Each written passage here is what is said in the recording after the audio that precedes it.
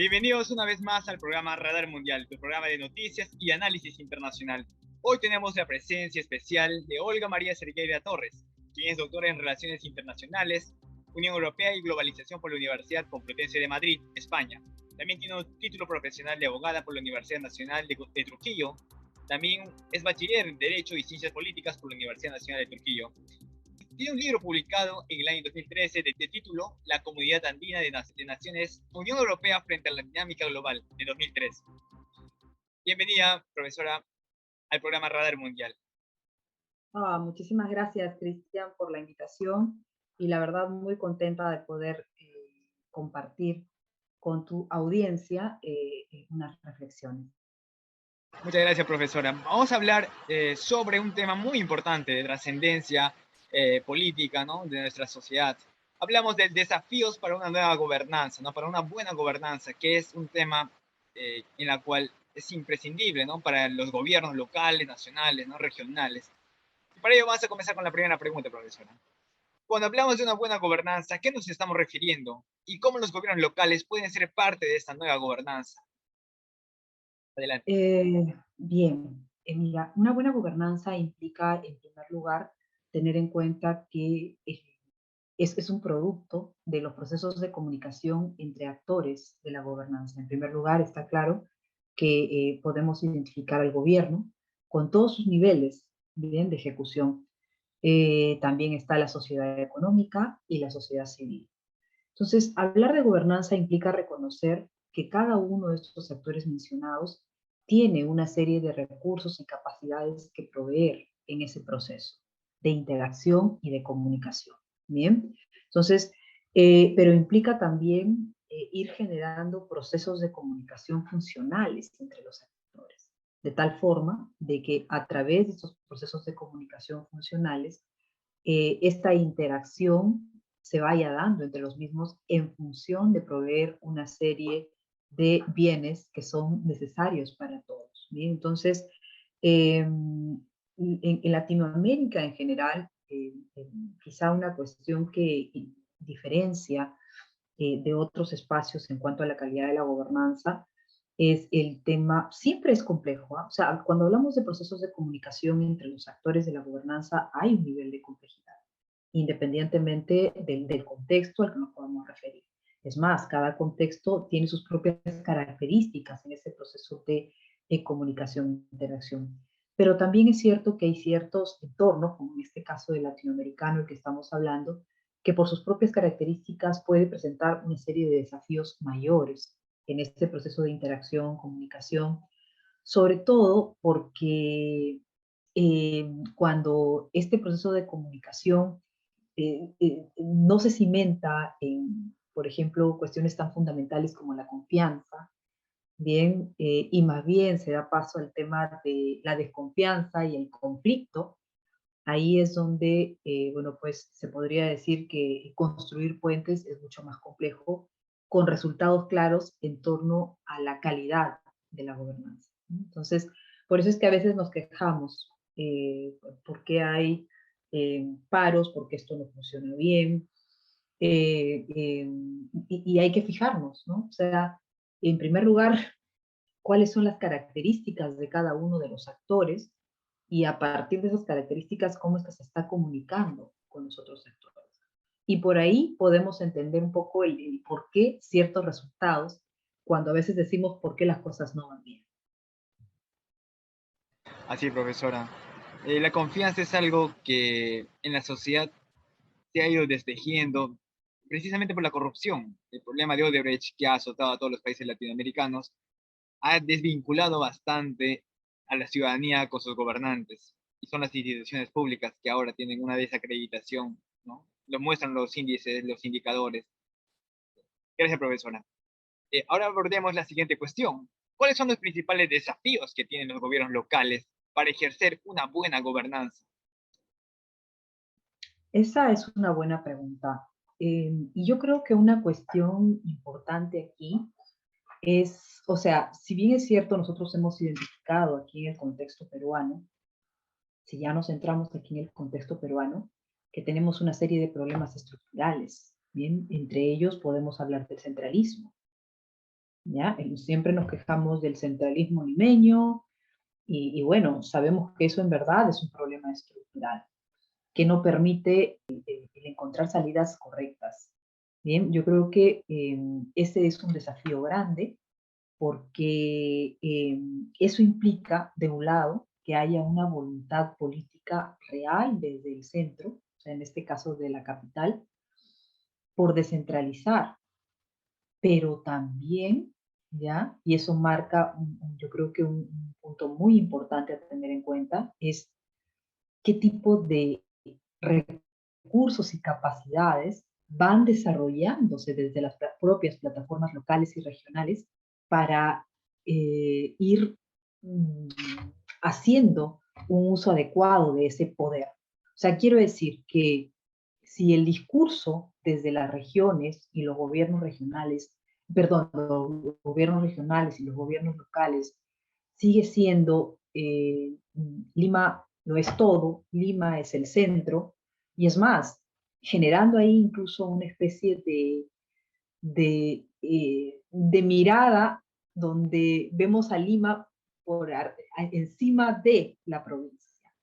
De ahí es donde se genera ese discurso del provinciano, de la provinciana, y de un poco que esté vinculado a su desarrollo, bien, o sea, eso tenemos que romperlo, pero para que eso se rompa, ok, sí, hay definitivamente una labor que hay que hacer de Lima, pero también hay que hacer una propia labor desde provincia, desde los gobiernos regionales, los gobiernos locales. Es decir, que, o sea, sí, establecer de que hay muchas cosas en nuestra relación con el centro que pueden ser complejas, pero también qué tipo de propuestas, qué tipo de proyectos, qué tipo de know-how, de saber hacer, vamos desarrollando desde las propias plataformas locales, provinciales, regionales, para ir contrarrestando esa mirada.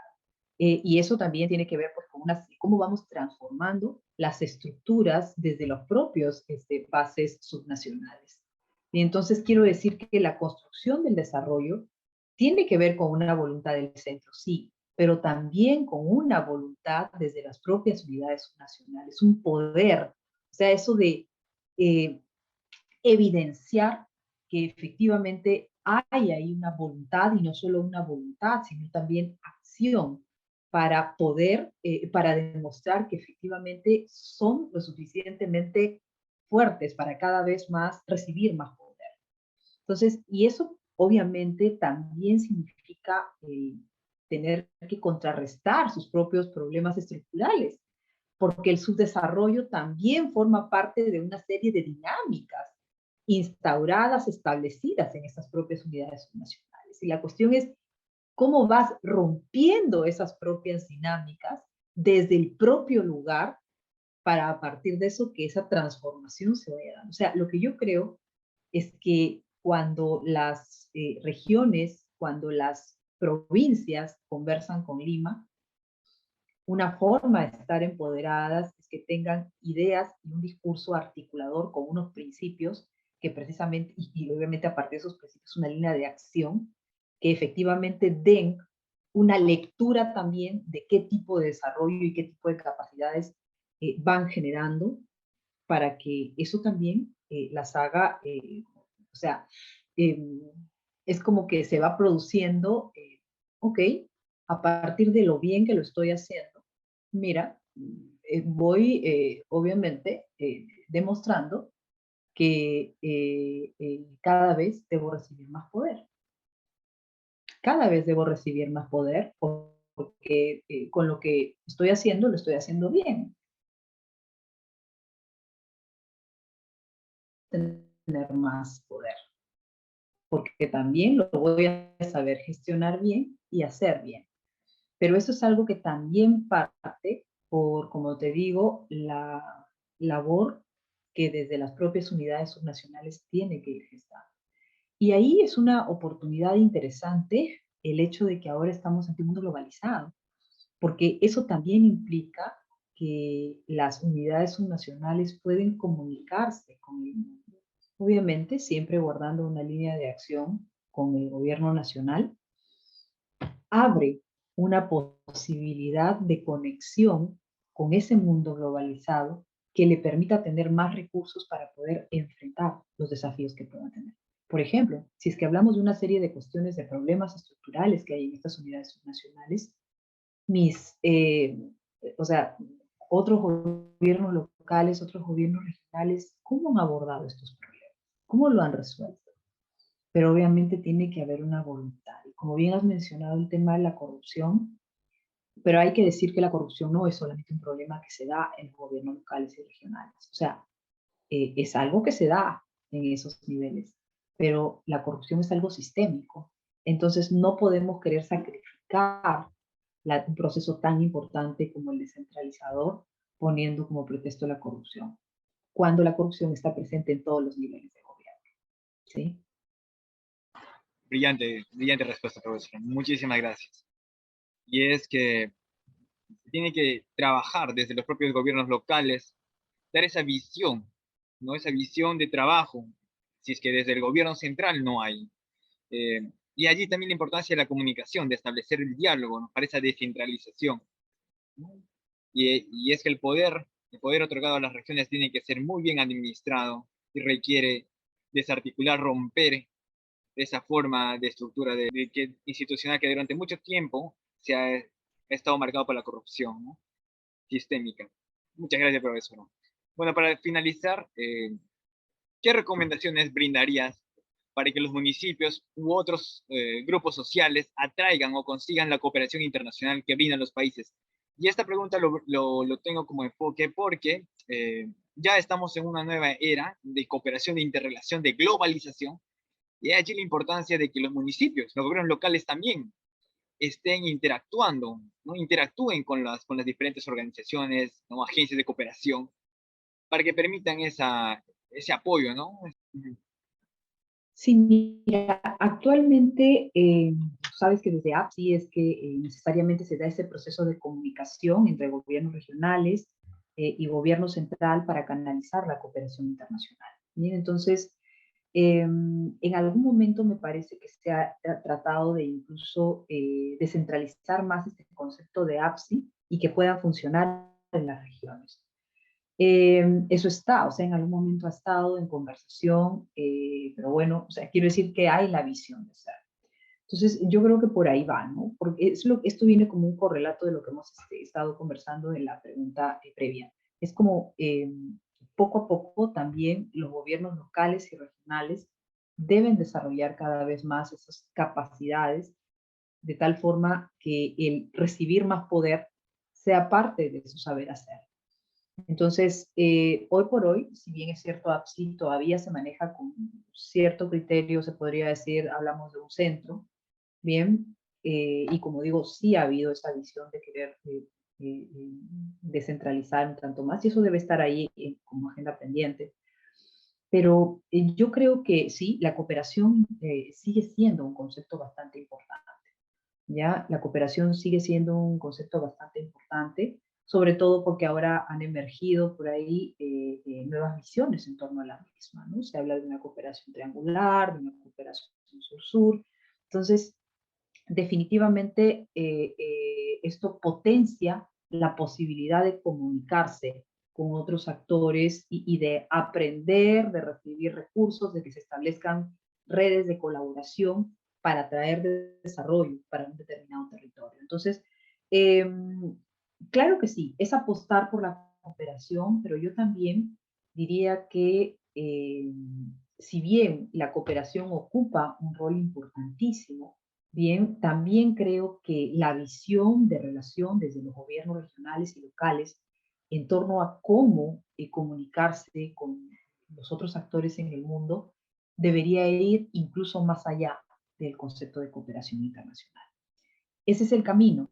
Bien, entonces, de hecho, existen oficinas desconcentradas del Ministerio de Relaciones Exteriores en las regiones, ya, pero he conversado con algunos representantes de estas oficinas desconcentradas y, por ejemplo, lo que sostienen es que sí debería institucionalizarse un poco más, o sea, hacerse algo más permanente ese proceso de conversación y comunicación y articulación de esfuerzos entre el gobierno nacional y los gobiernos regionales para articular estrategias de inserción internacional de los gobiernos regionales, ¿no?